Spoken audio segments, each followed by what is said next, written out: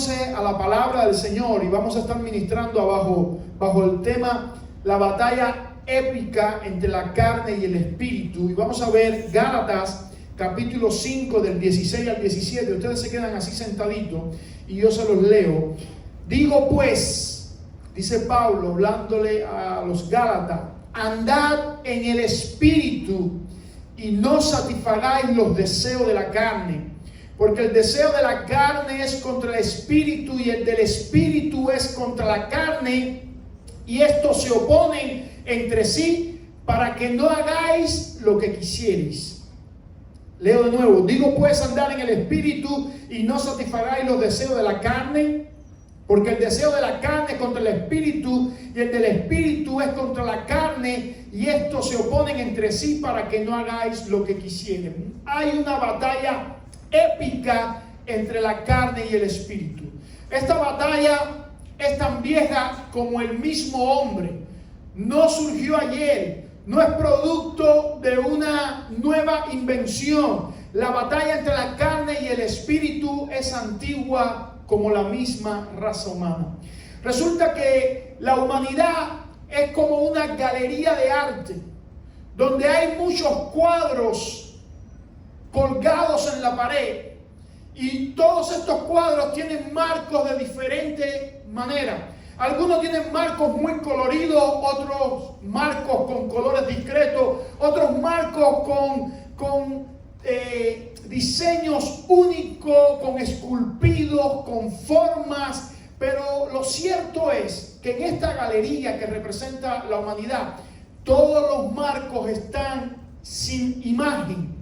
Ellos enmarcan nada, no tienen imagen. Los marcos significan las personas y la imagen que cada marco debiera llevar es la imagen del Señor en cada uno de ellos. La humanidad le ha dado la espalda a Dios y el producto ha sido que ha quedado marcos vacíos, hombres y mujeres que están sin la imagen de Dios. Y en ausencia de la imagen de Dios, la humanidad se ha encargado del marco en sí mismo, es decir, de su propia carne, de su propio estilo de vida, de su propia vida, porque está ausente de la imagen de Dios.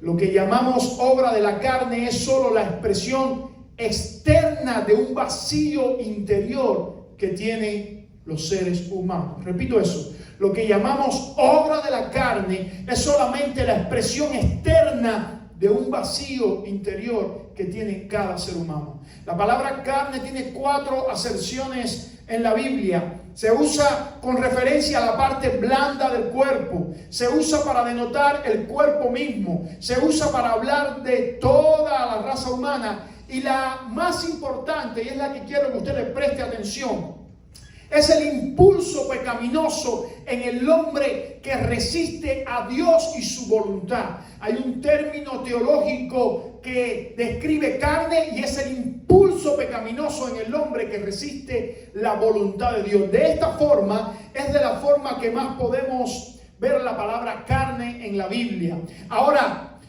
nosotros no podemos ignorar que la vida espiritual es una vida que está llena del Espíritu Santo y que tiene una batalla constante contra la carne. Si nosotros ignoramos que la vida espiritual tiene batalla contra la carne, vamos a ser hombres y mujeres tendidos en el campo de batalla entre la carne y el espíritu. Vamos a ser hombres y mujeres carnales y no hombres y mujeres conforme al corazón de Dios. Si vamos a analizar la batalla de la carne, tenemos que remontarnos a la creación. Tenemos que remontarnos al principio, al Génesis. Dios nos hizo tripartito, espíritu, alma y cuerpo. 1 Tesalonicenses 5:23. Y el mismo Dios de paz os santifique por completo en todo vuestro ser, espíritu, alma y cuerpo. Tú y yo tenemos un espíritu, tú y yo tenemos un alma y tú y yo tenemos un cuerpo. Lo primero que Dios hizo en el Génesis fue tomar del polvo de la tierra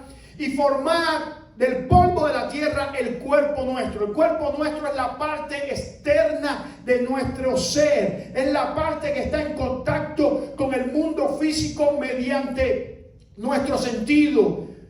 vista, olfato, paladar, audición, tacto. Ese es el cuerpo nuestro. Luego dice la palabra del Señor que el Creador sopló en nosotros aliento de vida sobre ese cuerpo que estaba muerto. Dios sopló aliento de vida y nuestro cuerpo recibió el Espíritu de Dios, el aliento de vida. Y lo que nos da vida a nosotros es ese Espíritu que Dios sopló en nosotros. Por lo tanto, vino el Espíritu de Dios sobre nosotros, y el Espíritu que recibimos, que vino de parte de Dios, es quien nos ha dado vida. Ese viento, ese aire, esa vida infundida de parte de Dios. Y luego, cuando el Espíritu de Dios tocó nuestro cuerpo, se formó el alma. El alma es la combinación del cuerpo y el espíritu. Ahora el alma está en el medio entre el cuerpo y el espíritu. Y el alma debe tomar una decisión a quién obedecer.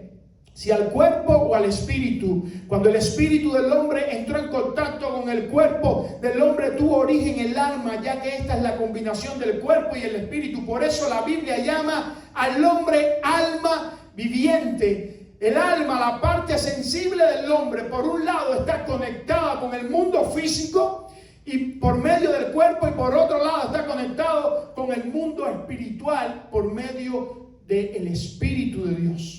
Ahora, mire el cuadro. Dios puso en el jardín del Edén dos árboles de mucha importancia: el árbol de la vida y el árbol del bien y del mal. Y dio una elección a Adán y a Eva: si ustedes comen del árbol de la vida, van a tener vida eterna. Pero si comen del árbol de la ciencia del bien y del mal, pues van a morir, porque había una prohibición. Satanás astutamente sedujo a la mujer y al hombre por medio del cuerpo, por medio de la carne, según la fórmula de Juan, primera de Juan 2:16. Y dice que le sedujo por los deseos de la carne, y vio la mujer que el árbol era bueno, ¿para qué? Para comer. La sedujo por los deseos de los ojos, y que era agradable a los ojos. La sedujo por la vanagloria de la vida, y árbol codiciable para alcanzar la sabiduría. Ahora, cuando la mujer y el hombre escogieron comer del árbol, sucedió algo. El orden que Dios había establecido para la raza humana, espíritu, alma y cuerpo, el sentido que Dios quería, el espíritu, el amo, el alma, el mayordomo, y el cuerpo, el sirviente, se desordenó. Ahora la carne pasó a primer lugar y el espíritu quedó ahogado, enajenado, teológicamente muerto para relacionarse con Dios. Ahora el hombre había perdido el espíritu, que era dentro de las tres partes del hombre, espíritu y alma y cuerpo, el que estaba dotado para tener comunión con Dios. Por eso usted lee en Juan: y los verdaderos adoradores adoran ¿en qué? En espíritu y en verdad. Ahora el espíritu había quedado enajenado y el hombre se había convertido en un ser carnal. ¿Por qué un ser carnal? Porque había desobedecido a Dios. De ahí todos los hombres heredamos el pecado de Adán y Eva y nos convertimos en carnales, en hombres carnales. Todo hombre que nace en la tierra es carnal. La Biblia dice en Juan 3:6: y lo que es nacido de la carne, carne es. Ahora sucedió algo por lo cual tú y yo estamos sentados aquí en esta tarde. Y es que el segundo Adán, ya no el primero, sino el segundo Adán, vino para dar vida y vida en abundancia. Y todos aquellos que recibimos al segundo Adán, pasó algo en nosotros. El espíritu que había pasado a ser esclavo, en otras palabras, que estaba enajenado, que estaba muerto, que no se podía relacionar con Dios, fue vivificado cuando recibimos al postrer Adán. Dice 1 Corintios 15:22: porque así como en Adán todos mueren, también en Cristo todos serán ¿qué? Vivificados. Todos tendrán vida nuevamente. Dice Ezequiel 36:26-27. Mire lo que dice la palabra del Señor: y pondré un espíritu nuevo, dice el Señor, en ustedes. Es decir, el espíritu que había muerto lo voy a vivificar, voy a poner un espíritu nuevo. Y dice el Señor aún más, pero no solamente vivificaré su espíritu, sino que pondré mi espíritu dentro de ustedes. Entonces, en el acto de la redención, lo que sucede es que obtenemos un espíritu nuevo, un espíritu vivificado, un espíritu en una posición correcta para tener comunión con Dios nuevamente. Pero además de eso, Dios ha derramado su Espíritu Santo, porque el fin de nuestra redención es que el Espíritu de Dios se una en un solo espíritu con nuestro espíritu, o que nuestro espíritu se una en un solo espíritu con el Espíritu de Dios y descienda del trono de la gracia a la diestra del Padre. Descienda de allí el Espíritu Santo de Dios, con el cual nosotros estamos sentados juntamente con Cristo a la diestra del Padre. De ahí viene la redención. Ahí está la redención. Tenemos un espíritu listo para relacionarnos con Dios. Porque si Cristo está en nosotros, el cuerpo en verdad está muerto a causa del pecado, mas el espíritu vive a causa de la justicia. Eso es lo que pasa en la redención del hombre. La regeneración trajo un espíritu nuevo. Ojo con esto. Abra sus oídos. Eso es lo más importante de la predicación. La regeneración trajo un espíritu nuevo, pero no una carne nueva. Tenemos un tremendo dilema ahora. Cuando aceptamos al Señor, nuestro espíritu fue renovado, vivificado, puesto en una posición correcta para relacionarnos con Dios, pero nuestra carne quedó en el mismo estado que teníamos anteriormente. Por lo tanto, la carne de un pecador es lo mismo que la carne de un justificado por Cristo. Y usted va a decir, ¿y cómo es eso, pastor? Lea la palabra del Señor. Ahí está. Y es lo que sentimos en nuestro ser, y eso se llama la batalla entre la carne y el espíritu. De ahí el verso que leímos al principio: obedezcáis los deseos del espíritu y no obedezcáis los deseos de la carne, porque uno se opone al otro para que no hagan lo que ustedes quieren. Miren los versículos bíblicos que apoyan esto. Y yo sé que en mí, dice Pablo, esto es en mi carne, no mora el bien, porque el querer el bien está en mí, pero no el hacerlo. Por lo tanto, Pablo, que había sido renovado, sabía que en sus miembros había una ley de pecado que debía matar.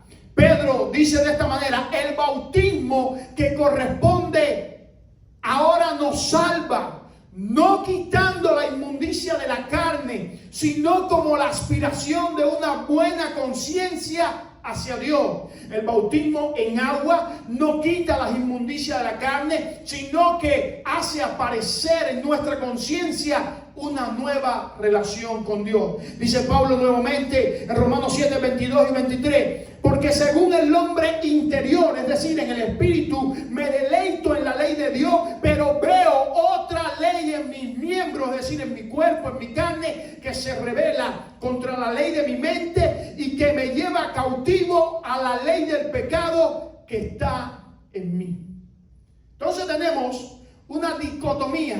Por un lado, la ley del espíritu, el espíritu vivificado, listo para relacionarse con Dios. Y por otro lado, la carne en su misma posición de pecado, que nos ala, que nos induce, que nos anima, que nos invita a no hacer la voluntad de Dios.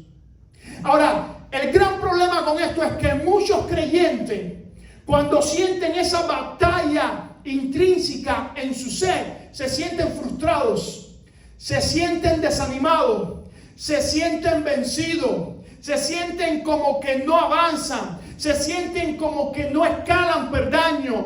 Déjame decirle algo: si usted siente esa batalla, es el producto que usted ha sido renovado en la presencia de Dios en su espíritu. Nadie que no haya sido regenerado y renovado siente esa batalla. Usted siente esa batalla porque es precisamente porque el espíritu de usted ha sido renovado, ha sido vivificado, que se opone al pecado que la carne quiere hacer.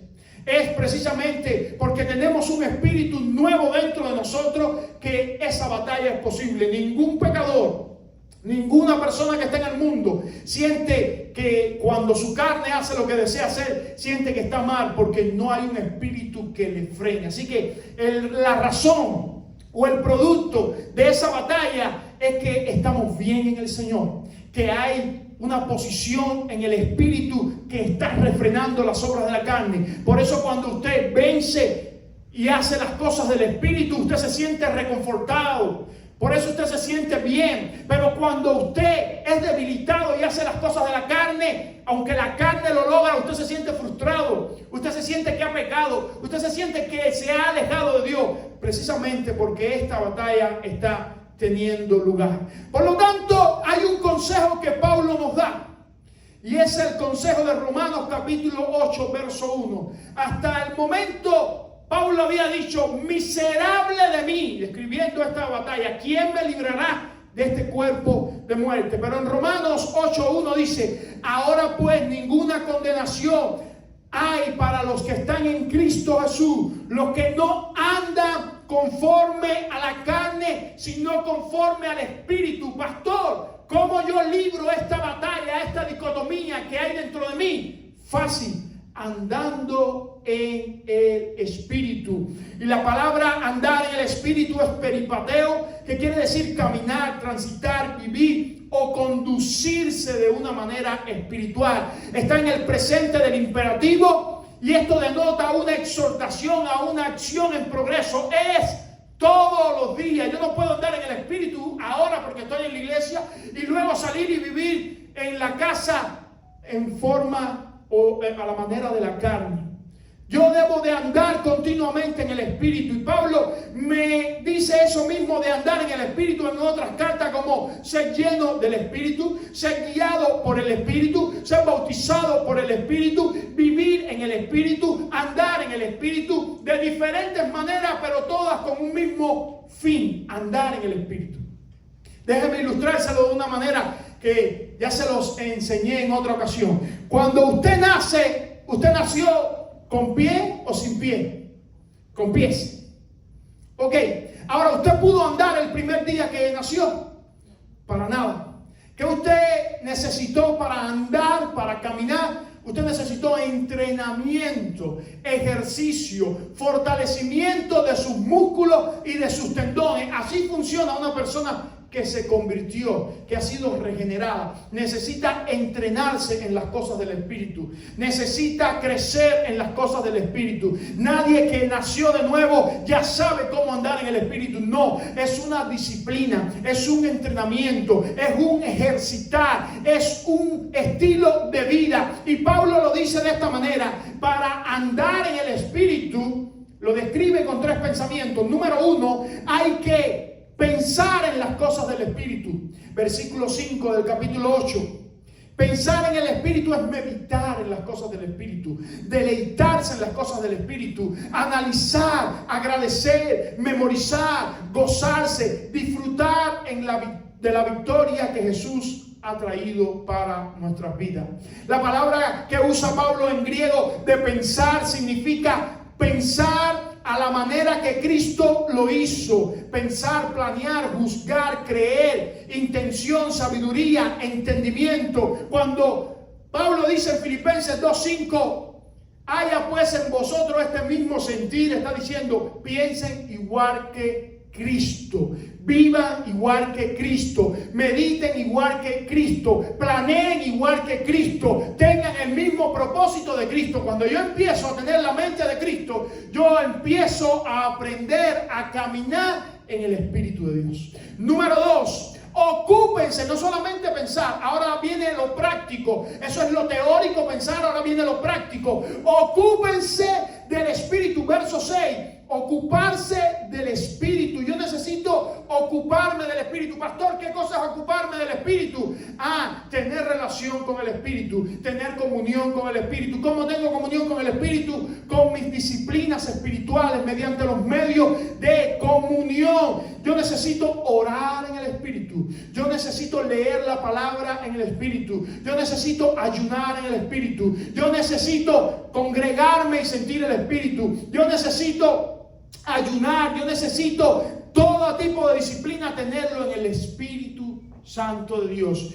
Cuando yo sienta esa interacción, esa comunión, esa relación con el Espíritu Santo de Dios, yo puedo leer la palabra y no sentir el Espíritu. Yo puedo orar y no sentir el Espíritu. Yo puedo ayunar y no sentir el Espíritu. Yo necesito tener esa conexión con el Espíritu para yo aprender a andar en el Espíritu. Y por último dice en el verso 9, vivir en el Espíritu. Ahora, ¿qué cosa es vivir en el Espíritu? Es dejar de vivir para mí y para los demás, y es vivir para Cristo Jesús. Voy a repetir eso. Vivir en el Espíritu es dejar de vivir para mí y para los demás. Dejar de vivir para mis propios deseos, para mis propias concupiscencias. Y es vivir para Cristo Jesús. Donald Gray dice de esta manera: de acuerdo con la palabra de Dios, hay solo dos clases de personas en el mundo: los que han nacido una vez y los que han nacido dos veces. ¿Usted entiende eso? Los que no son regenerados y los que son regenerados. Los que son regenerados en Cristo han nacido dos veces. Dice: Dios nunca dividirá a las personas entre educadas y no educadas, cultos o salvajes, religiosos o no religiosos, ricos o pobres, altos o bajos, nobles o innobles. Solo los que viven según la carne y los que viven según el Espíritu son los dos tipos de personas que Dios diferencia.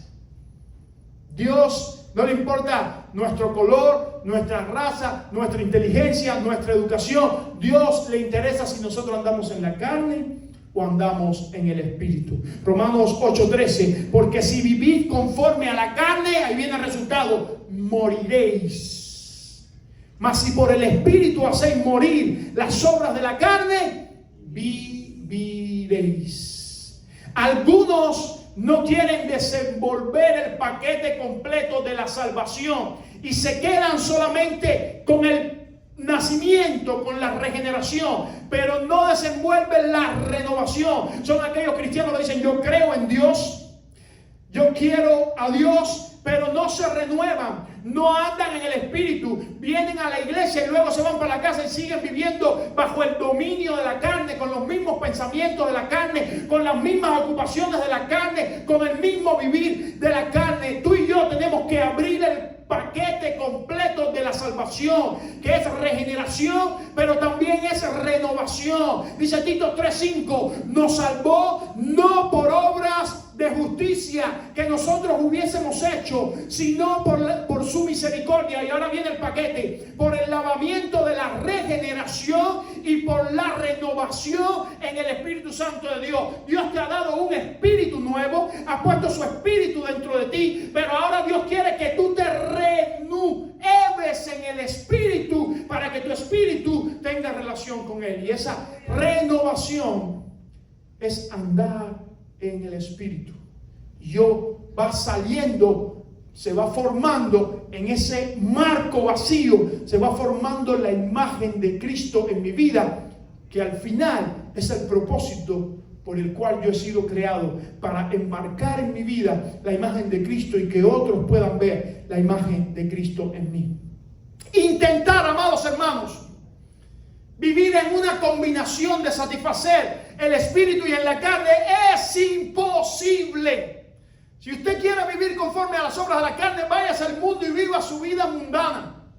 Pero si usted quiere vivir conforme al Espíritu, no puede satisfacer las obras de la carne, porque se oponen entre sí. La carne y el Espíritu son enemigos de muerte. No se pueden ver, no se pueden oler, no hay nada en común entre ellos. La carne, la naturaleza de la carne es la del primer Adán. El Espíritu, la naturaleza del Espíritu es la del segundo Adán, la de Jesús. La carne, los motivos de la carne son terrenales. La carne quiere hacer lo que hay aquí en la tierra, las prácticas de la tierra. El Espíritu, los motivos del Espíritu son celestiales. El Espíritu busca las cosas celestiales. La carne se centra en el yo para todo. El Espíritu se centra en Cristo. La carne guía al hombre al pecado. El Espíritu guía al hombre a la justicia. La carne busca lo temporal, los deseos temporales. El Espíritu busca lo eterno. La La carne es orgullosa, el espíritu es humilde, la carne es independiente y el espíritu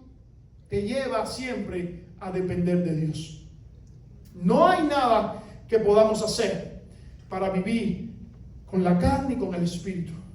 O te conviertes en un hombre espiritual o te sigues siendo o te conviertes en un hombre carnal. Los deseos de la carne son reflejados en todos estos textos bíblicos que les voy a mencionar. Pablo los menciona de esta manera. Gálatas 5:24, pero los que son de Cristo han crucificado la carne con sus pasiones y deseos. Le dijo a los Gálatas 3:3, tan necios sois, habiendo comenzado por el Espíritu, ahora vais a acabar por la carne.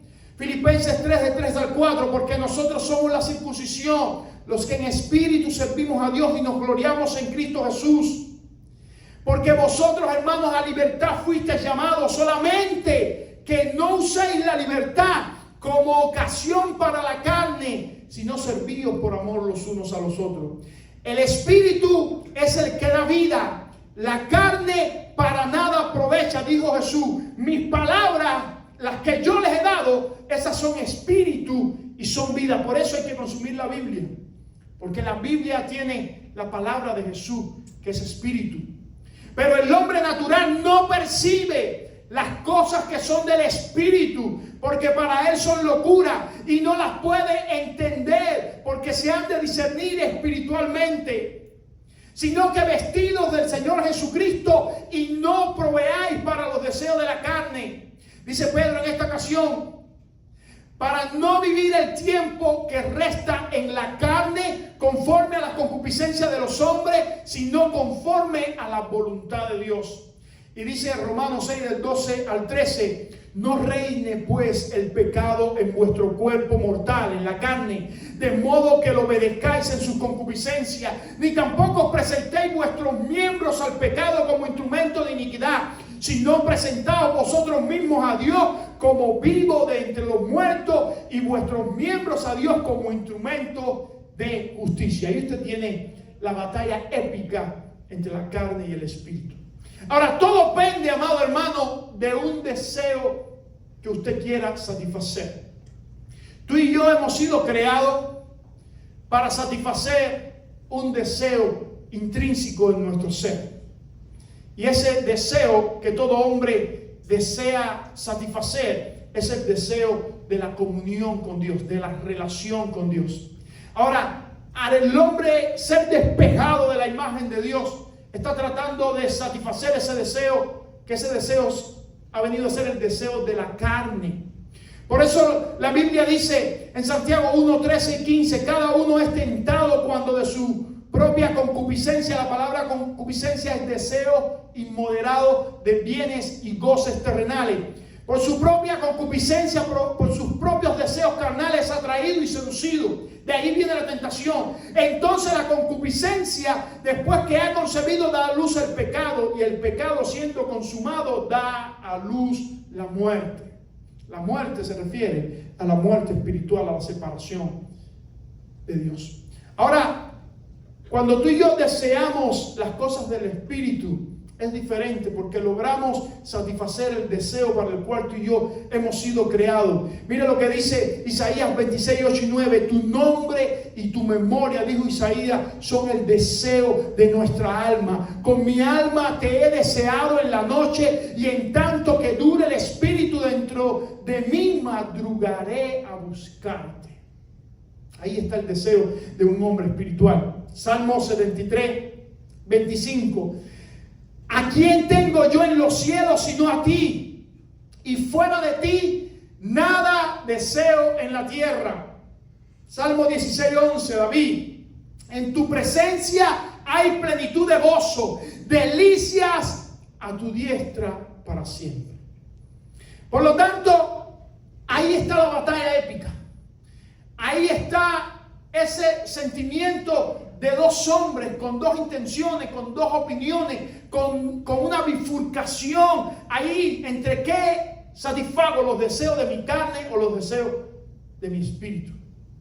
Ahí está, tuya y mía es la decisión. O vivimos para satisfacer los deseos del Espíritu, o nos apegamos a Dios mediante una buena relación con el Espíritu, o andamos en el Espíritu Santo venciendo toda concupiscencia de la carne, o tratamos de vivir una vida doble, viniendo a la iglesia, teniendo una apariencia y luego satisfaciendo los deseos de la carne. Ahora, Dios le habla a una de las iglesias del Asia Menor y le dice: por cuanto no eres ni frío ni caliente. Y usted puede cambiar esas palabras, ni espiritual ni carnal, y tratas de ser y satisfacer los dos deseos al mismo tiempo. Yo te vomito de mi boca, dice el Señor. Dios quiere hombres y mujeres espirituales, porque los verdaderos adoradores son los que adoran a Dios en espíritu y en verdad. No importa las circunstancias que tú tengas y que yo tenga, como tampoco importa cuando hay dos barcos en el mar y uno va al oriente y el otro va al occidente, teniendo las mismas inclemencias del tiempo, teniendo las mismas aire, siendo el mismo barco. Lo que importa la dirección del barco es la postura de la vela.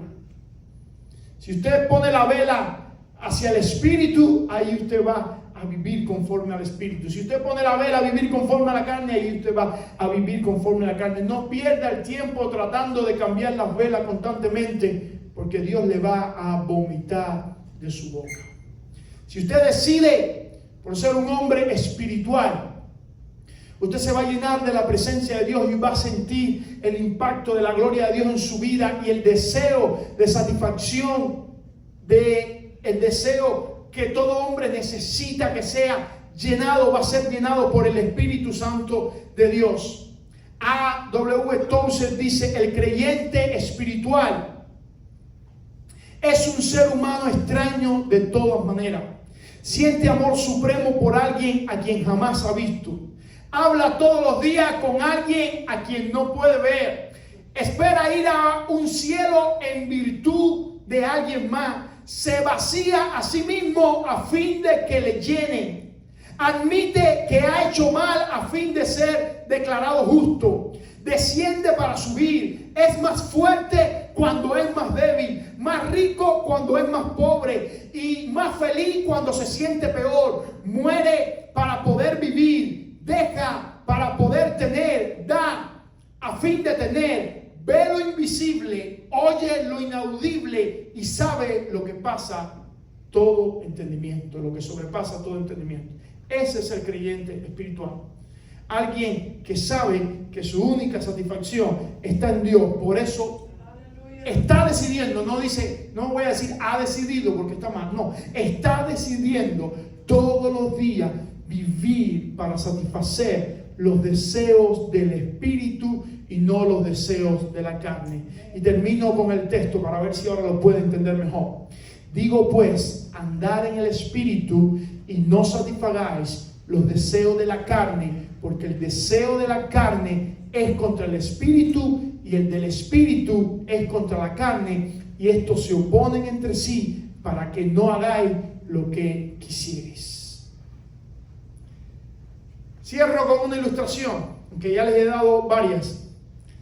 Había un abuelo que tenía a un niño cargado en sus brazos y le empezó a hacer un cuento y le dijo: estaba soñando que había dos lobos que yo estaba alimentando. Uno era malo, uno era negro, uno era feroz y otro era bueno, era blanco y era amable, y esos lobos se estaban fajando. Y paró el abuelo para hacer reflexionar al niño acerca del cuento. Y cuando paró el niño le dijo: abuelo, termíname el cuento. ¿Qué lobo fue el que ganó, el bueno o el malo? Y el abuelo le dijo simplemente: el lobo que yo alimente más es el que gana. ¿Y sabe quién va a ganar en tu interior entre la batalla del espíritu y la carne? Quien más tú y yo alimentemos.